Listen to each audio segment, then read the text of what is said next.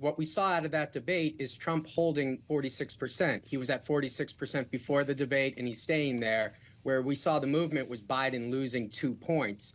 And the concern for Biden is how many points might he shed over the next couple of weeks?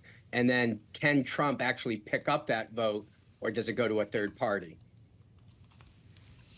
Well, it's interesting when you start asking undecideds here about which way they lean.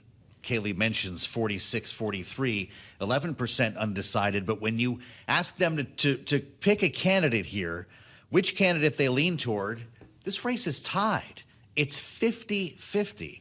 So when we look at that slice of 11% undecideds, we talk a lot about the double haters, Spencer.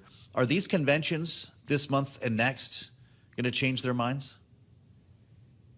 I'm not sure if the conventions will change their minds, but this is what President Biden is betting on, that at the end of the day, that Trump has a ceiling of 46, 47%, and that these other voters are going to come back to him. Because who is that 11%?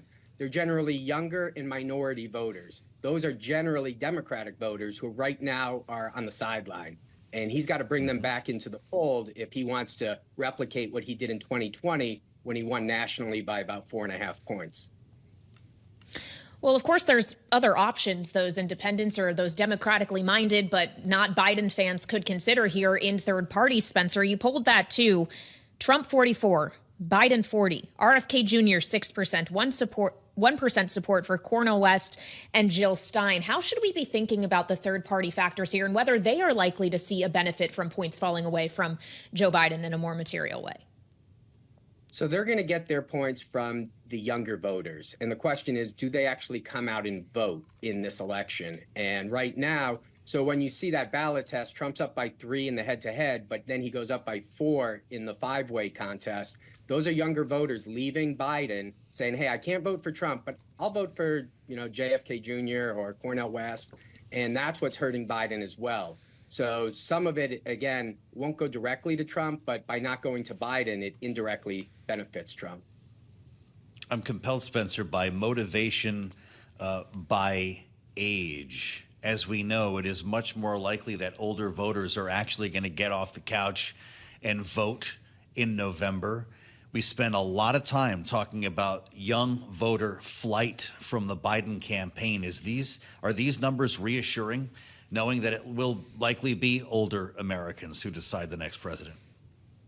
Well, if it is older Americans and the younger vote doesn't come out, that's where Joe Biden thinks he has an advantage prior to 2020. He does better with voters over 70 compared to where he was 4 years ago.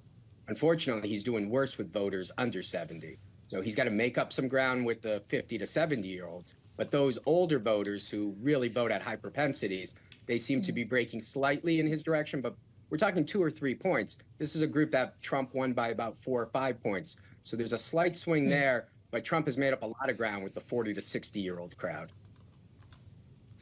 Spencer, we have spent the last almost 2 full weeks now here in Washington having the conversation about whether Joe Biden will drop out of the race, what happens if he does, who ultimately could become the Democratic nominee, with suggestions from some Democrats that anyone else may stand a better chance than Biden does at this point. Does your polling find truth in that, or are all of these other Democrats just as weak against Donald Trump right now?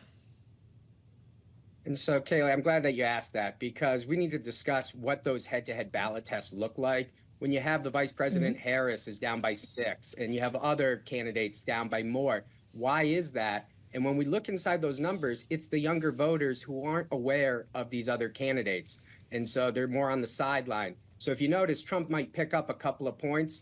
But in my opinion, if you actually ran a different candidate, I think that younger vote would come back. Right now, they're breaking for Biden by about 14 points. They're breaking for these, they're pretty much split on all of these other candidates.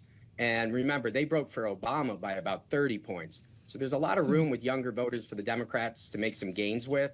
But right now, they seem to be kind of looking a little bit like the John Kerry, Al Gore race of 2000, 2004, where it wasn't as much younger vote putting them over the finish line like we saw with Obama. Yeah, right.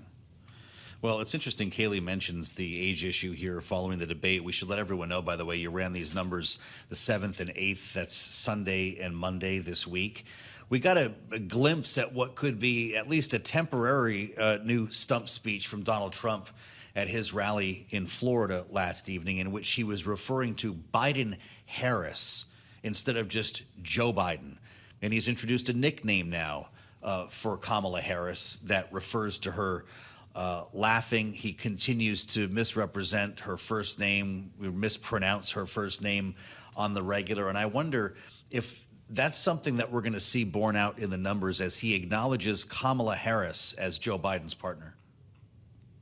Well, I think, and who knows what's going through former President Trump's mind, but this would be a game changer if you take Biden off the top of the ticket. He might think now President Biden thinks that he's the best candidate to go against Trump. Trump might think it's best to go against President Biden as a rematch from 2020. But if you change that up, now we're shaking it up. And does Trump have a ceiling at 46, 47%? And can some other Democrat come in, excite that base that is not excited right now, and then actually springboard to a photo finish? Because at this point, it's certainly in the numbers leaning towards Trump from a national perspective. Mm-hmm.